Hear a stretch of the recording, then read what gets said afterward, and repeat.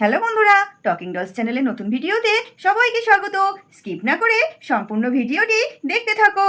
তোমরা তো সাবধারা দেখেই ফেললে। এবার চন্দনা বাড়ি যাওয়ার জন্য মুন্নিকে বলতে শুরু করে দিল, মুন্নি এবার আমরা বাড়ি যাই, আমার আর ভালো লাগছে না, আর খেলবো না, আমি মায়ের কাছে যাব।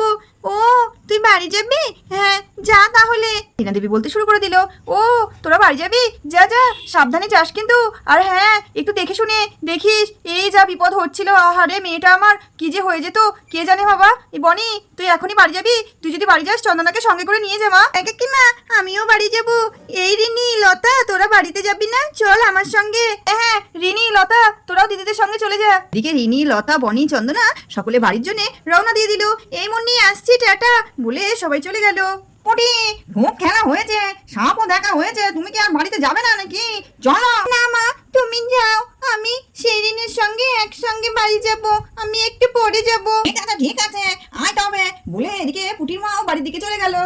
এদিকে সালমা বেগম রিনা দেবীকে কিছু বলছিলাম দিদি আর তো 2-4 দিন পরেই আমাদের ঈদ উৎসব আসছে, তো ঈদে আমি চাচ্ছিলাম একটু আমার বাড়িতে সবাইকে অনুষ্ঠান করে খাওয়াবো, ও তো সবাইকে একটু নিমন্ত্রণ করার ছিল, তো আমি তোমাদের সবাইকে নিমন্ত্রণ করছি। আর হ্যাঁ এই মধু শ্বশুর বাড়িটা তো নতুন কুটুম, তাদের বাড়িতে গিয়ে একটু নিমন্ত্রণ করে আসতে হবে। যতই হোক আমার শিরিন সবসময় তোমাদের বাড়িতে থাকে, তাই তোমার ভাই বলছিল যে মধু শ্বশুর বাড়িতে গিয়েও একটু নিমন্ত্রণ করে আসতে। তো কি করবো বলো তো দিদি, তুমি যাবে তো আমার সঙ্গে? হ্যাঁ হ্যাঁ সে তো খুবই ভালো কথা, একটা উৎসব হলে সবাই একসঙ্গে হলে খুব ভালো লাগে। আর সেই মধুর শাশুড়িটা খুব হুজুকে মানুষ, উনি আবার উৎসব টুৎসব খুব পছন্দ করে। হ্যাঁ হ্যাঁ চলো চলো দুজনে একসঙ্গে গিয়ে আজকে বিকালবেলায় নিমন্ত্রণটা সেরে আসবো।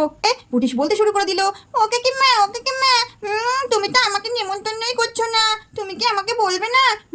বলবো তো। ও বাবা আমাদের পুটি রানীকে না বললে হয় নাকি? চলো এখন তোমাদের বাড়িতে নিমন্ত্রণ করবো, রিনি ঝিনি লতা সবিতা সবাইকে করবো, সকলে একসঙ্গে ঈদের দিন খুব আনন্দ করবে তোমরা শিরিনের সঙ্গে। সেই ইফতার পার্টির মধ্যে এসে যেমন ইফতার খেয়েছিলাম ফল টল দিয়ে সেরকম করবে। হ্যাঁ সে তো থাকবে, ঈদের দিন অনেক মিষ্টি মাছটা লুচি কত কিছু থাকবে। আচ্ছা ঠিক আছে বাবা, যখন খেতে দেবো তখন দেখতে পেও। তা চলো সকলকে আমি নিমন্ত্রণটা সেরাই ফেলি। কি মজা শিরিনদের বাড়িতে আমরা নিমন্ত্রণ খেতে যাবো, ঈদের মজা করবো। তো বন্ধুরা আমরা জানো তো শিরিনদের বাড়িতে ঈদের মজা করবো। এই শিরিন আয় আয় বন্ধুদেরকে নিমন্ত্রণ কর।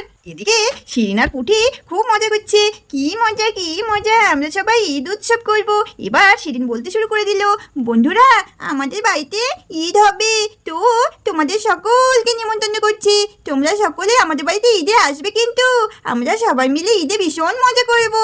তাহলে আসছি, বিকালবেলা দেখা হবে, মধু শ্বশুর বাড়িতে যাবো। ও মধু তুমি যাবে নাকি শ্বশুর বাড়িতে দেখা করতে? আরে কাকিমা কি যে বলো না, সবসময় কি তোমাদের ইয়ার্কি মারতে হয়? আমরাও কিন্তু যাব। ও মন্নি দিদি তুমি যাবে না মধু দিদি শ্বশুর বাড়িতে?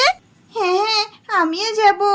আচ্ছা বাবা সকলে যাস, তাহলে দিদি আমি এখন আসলাম বলে এদিকে সালমা বেগম নিমন্ত্রণ সেরে পুটিদের বাড়ি রিনিঝিনিদের বাড়িতে নিমন্ত্রণ করতে বেরিয়ে গেল। বলছি এরে মধু, শিরিনের মা তো নিমন্ত্রণ করে গেল, আর নিমন্ত্রণ নাই বা করলো, বাচ্চা মেয়ে ঈদ বলে কথা, তো ঈদে তো একটা নতুন পোশাক দিতে হবে শিরিনকে।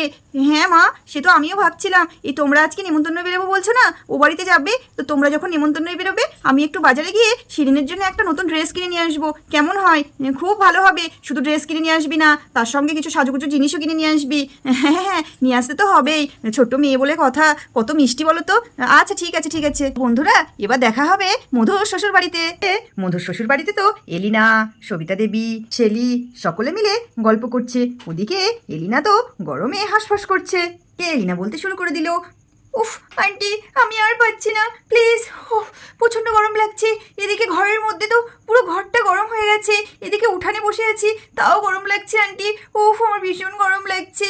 ইন্ডিয়াতে কেন এত গরম আন্টি, আমার একটুও ভালো লাগছে না। এদিকে সবিতা দেবী বলতে শুরু করে দিল, আহারে বেচারা বিদেশে থাকে, ওখানে সারা বছরই কম বেশি ঠান্ডা থাকে, গরমে পারছে না। ওরে শেলি শুনছিস?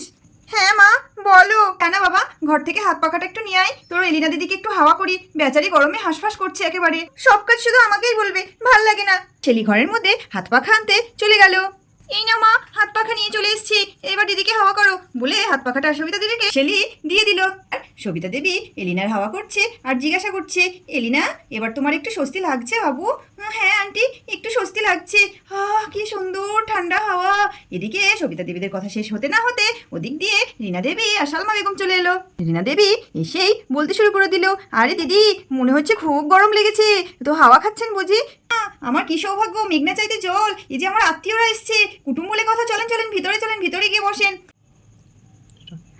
না না দিদি, এই উঠানেই ঠিক আছে, এখানেই একটু বসি। এই ভিতরে ঘরের মধ্যে এখন খুব গরম, আর এই যা দিনকাল পড়েছে ভীষণ গরম পড়ছে। ও বাবা, এ তো দেখছি মুন্নি, পুটি, শিরিন সকলে চলে এসছে। এসো তোমরাও এদিকে এসে বসো। এদিকে মুন্নি, পুটি, শিরিন ওরাও ওদিকে বসতে চলে গেল।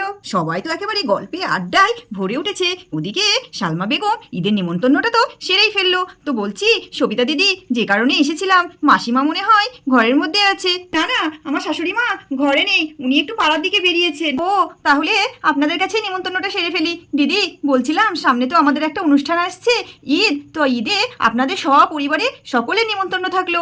মা এলিনা, তুমিও কিন্তু যেও। আর এই যে শেলি, তোমাকে কিন্তু আসতেই হবে। সকলে মিলে আমাদের বাড়িতে তোমরা সকলে মিলে ঈদে আনন্দ উপভোগ করতে যাবে। আর হ্যাঁ, সমস্ত বন্ধুদেরকেও কিন্তু বলছি, আমাদের বাড়িতে ঈদে সকলকে নিমন্ত্রণ থাকলো। দেবীরা সকলে কথোপকথন করতে করতে অমনি একটা পায়রা উড়িয়ে এসে ঝপ করে পড়লো উঠানে। পায়রাটা তো ঝটপট ঝটপট করছে। ওদিকে রিনা দেবী বলতে শুরু করে দিল, এ কি কি কি, এই পায়রাটা কি হয়েছে, এরকম করছে কেন? এ কি হয়েছে কি হয়েছে? রিনা বলতে শুরু করে দিল, আন্টি তাড়াতাড়ি একটু জল দাও, পায়রাটার মনে হচ্ছে একটু জল লাগবে। রিনা দেবী পায়রাটাকে জল খাওয়াতে শুরু করলো। আর যেমনই জল খাওয়ালো, পায়রাটা আস্তে আস্তে একটু সুস্থ হয়ে উঠলো। উঠে বসলো। আহারে, পায়রাটার মনে হয় জল পিপাসা পেয়েছিল, ওই জন্যই পায়রাটা এত গরমে জল না পেয়ে ঝটপট ঝটপট করছিল। তোমরা তো দেখতেই পেলে, এই এত গরমে এই পায়রাগুলো জল খেতে না পেয়ে কিরকম ঝটপট ঝটপট করছে।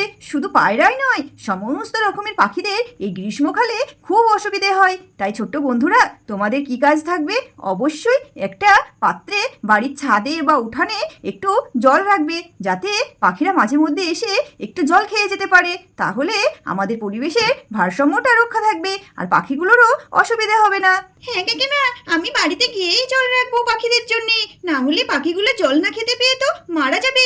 শুধু পাখি নয়, আমাদের মতো ছোট ছোট বাচ্চাদেরও অনেক অনেক জল খেতে হবে, না হলে আমরাও তো অসুস্থ হয়ে পড়বো। কিন্তু আমরা সবসময় জল পাবো কোথায়? তার জন্য অবশ্যই খেয়াল রাখতে হবে বাড়ির বড়দের, যেখানে সেখানে বোতলে একটু যেন আমাদের জন্য জল ভরে রাখে। আর হ্যাঁ আন্টিরা, আপনাদেরকেও বলছি, বাচ্চাদের জন্য অবশ্যই জল খাওয়াবেন ঘন ঘন এই গরমে, না হলে বাচ্চা, পশু, পাখি সকলে অসুস্থ হয়ে পড়বে। বন্ধুরা সকলে শুনলে তো, বাচ্চা, বড়, পশু, পাখি প্রত্যেকেরই এই গরমে একটু বেশি বেশি করে জল খেতে হবে। তো আমরা আগামী দিনে ঈদে শিরিনদের বাড়িতে নিমন্ত্রণ খেতে যাব, তোমরাও সকলে আসবে তো? আমাদের সঙ্গে দেখা হবে শিরিনদের বাড়িতে ঈদ পার্টিতে। তো আজকের মতো আমরা এখানেই ভিডিওটি শেষ করছি। আর হ্যাঁ, পরবর্তী ভিডিও দেখতে হলে অবশ্যই টকিং ডলস চ্যানেলটিকে সাবস্ক্রাইব করতে হবে, আর সবার আগে ভিডিও পেতে পাশে থাকা বেল আইকনটি প্রেস করে দেবে। সবাই ভালো থাকবে, সুস্থ থাকবে। ভিডিওটি ভালো লাগলে লাইক কমেন্ট করবে।